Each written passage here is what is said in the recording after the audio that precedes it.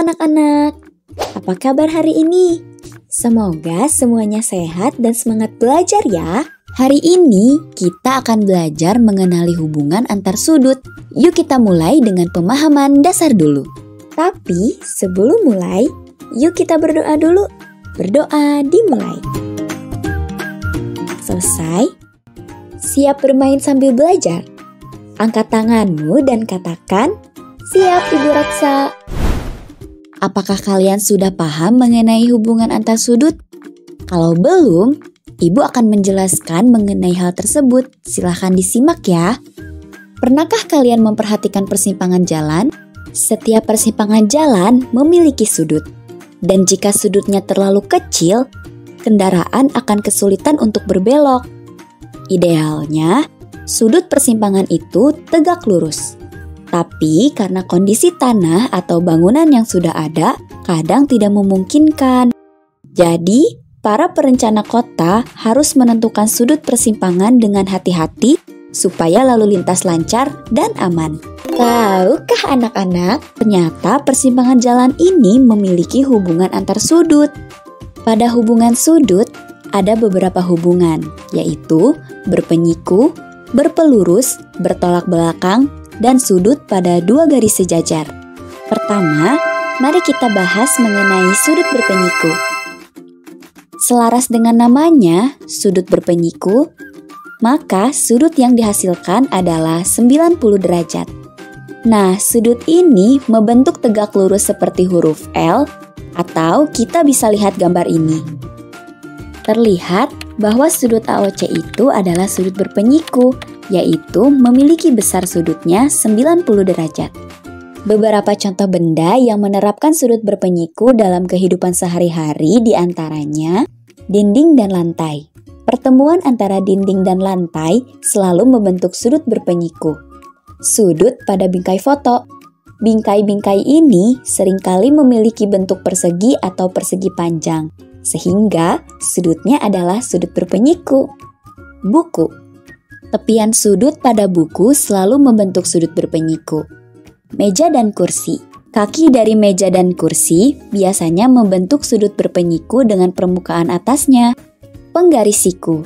Salah satu peralatan yang dapat digunakan untuk mengetahui sudut siku yaitu penggaris siku. Kedua, sudut berpelurus. Sudut berpelurus merupakan sudut yang jika dijumlahkan akan membentuk garis lurus. Besar sudutnya adalah 180 derajat. Nah, misalkan gambar ini. Terlihat sudut AOC itu membentuk garis lurus, maka sudutnya adalah 180 derajat. Beberapa hal yang menerapkan sudut berpelurus dalam kehidupan sehari-hari, diantaranya adalah jalan lurus dan penggaris. Ketiga, sudut bertolak belakang. Sudut bertolak belakang adalah sudut yang posisinya saling berlawanan, baik secara vertikal maupun horizontal. Nah, walaupun bertolak belakang, tetapi besar sudutnya tetap sama. Jadi, sudut nomor 1 bertolak belakang dengan sudut nomor 3. Sedangkan, sudut nomor 2 bertolak belakang dengan sudut nomor 4. Sehingga, jika besar sudut nomor 1 adalah 90 derajat, maka besar sudut nomor 3 pun sama, yaitu 90 derajat. Begitupun, jika besar sudut nomor 2 adalah 100 derajat, maka besar sudut nomor 4 pun sama, yaitu 100 derajat juga. Di lingkungan sekitar kamu, pasti banyak banget contoh mengenai sudut bertolak belakang. Seperti perempatan atau persimpangan jalan. Perpotongan jalan membentuk sudut-sudut bertolak belakang di setiap sudut perempatan. Gunting. Coba buka gunting. Bagian berputar dari gunting itu membentuk sudut bertolak belakang saat gunting dibuka atau ditutup. Keempat, sudut pada dua garis sejajar yang berpotongan dengan garis lain.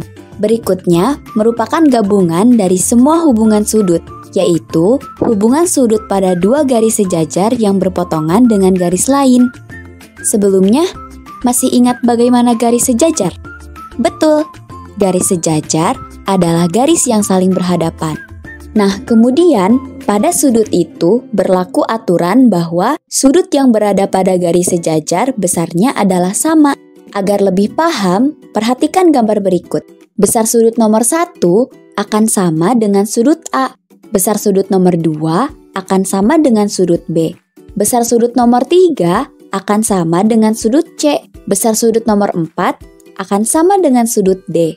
Ingat ya, semua besar sudut ini sama karena sejajar. Lalu, karena ada hubungan bertolak belakang, maka sudut nomor 1 akan sama dengan sudut A, sudut nomor 3, dan sudut C. Sudut nomor 3 akan sama dengan sudut B, sudut nomor 4, dan sudut D. Selanjutnya, perlu kita ingat kembali bahwa pada dua garis yang berpotongan terdapat sudut yang bertolak belakang. Sedangkan pada dua garis sejajar yang berpotongan dengan garis lain dikenal istilah sehadap, dalam berseberangan, luar berseberangan, dalam sepihak, dan luar sepihak. Sudut sehadap, garis A dan B sejajar dan dipotong oleh garis C. Titik potong yang diciptakan oleh garis C terhadap garis A dan B secara berurutan pada gambar tersebut nampak jika sudut D1 dan sudut E1 menghadap ke arah yang sama. Begitu juga dengan sudut D2 dan E2. Kemudian sudut D3 dan sudut E3 dan juga pada sudut D4 dan sudut E4. Sudut-sudut yang menghadap ke arah yang sama tersebut dinamakan dengan sudut-sudut sehadap. Besarnya, sudut yang sehadap adalah sama. Jadi, jika ada dua buah garis yang sejajar yang kemudian terpotong oleh garis yang lain, maka akan menghasilkan 4 pasang sudut sehadap yang besar sudutnya sama. Jika dituliskan, sudut D1 sehadap dengan sudut E1, sehingga besarnya sudut D1 sama dengan sudut E1. Sudut D2 sehadap dengan sudut E2, sehingga besarnya sudut D2 sama dengan sudut E2. Sudut D3 sehadap dengan sudut E3, sehingga besarnya sudut D3 sama dengan sudut E3. Sudut D4 sehadap dengan sudut E4, sehingga besarnya sudut D4 sama dengan sudut E4. Sudut dalam berseberangan dan sudut luar berseberangan. Pada gambar tersebut, sudut D3 letaknya berseberangan dalam dengan sudut E1. Kemudian, sudut D4 berseberangan dalam dengan sudut E2. Pasangan kedua sudut ini disebut dengan sudut-sudut dalam berseberangan, dan besarnya sudut yang berseberangan dalam adalah sama besar. Kemudian, sudut D1 letaknya berseberangan luar dengan sudut E3. Kemudian sudut D2 berseberangan luar dengan sudut E4. Pasangan kedua sudut ini disebut dengan sudut-sudut luar berseberangan, dan besarnya sudut yang berseberangan luar adalah sama besar. Sudut dalam sepihak. Garis A dan garis B letaknya sejajar. Kedua garis tersebut dipotong oleh garis C pada titik D dan E. Jika diperhatikan, pada titik perpotongannya didapati bahwa sudut D3 dan sudut E2 letaknya berada di dalam garis dan sepihak di sebelah kanan. Begitu juga dengan sudut D4 dan sudut E1 yang juga terletak sepihak di sebelah kiri.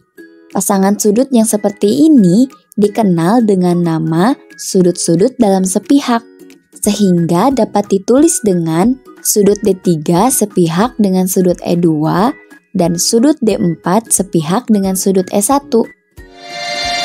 Sudut luar sepihak. Sudut D1 dengan sudut E4 dan sudut D2 dengan sudut E3. Pasangan sudut tersebut disebut dengan sudut-sudut luar sepihak. Sekarang, coba pikirkan. Apakah kalian sudah tahu bagaimana hubungan antar sudut? Bagaimana sudut pada dua garis sejajar? Kalau iya, berarti kalian sudah mengenal hubungan antar sudut. Baik anak-anak, mudah-mudahan melalui video ini kalian dapat memahami materi mengenai hubungan antar sudut. Di antaranya yaitu sudut berpenyiku, sudut berpelurus, sudut bertolak belakang, dan sudut pada dua garis sejajar yang berpotongan dengan garis lain. Dan sekarang saatnya misi hari ini. Hari ini misi anak-anak adalah sebuah sudut besarnya 2 kali penyikunya. Hitunglah besar sudut tersebut, dan sebuah sudut besarnya 5 kali pelurusnya. Hitunglah besar sudut tersebut juga. Sampai jumpa di video selanjutnya. Kita akan belajar arti kesebangunan loh. Tetap semangat dan terus berpikir kreatif ya. Setiap soal punya cerita, setiap angka punya makna.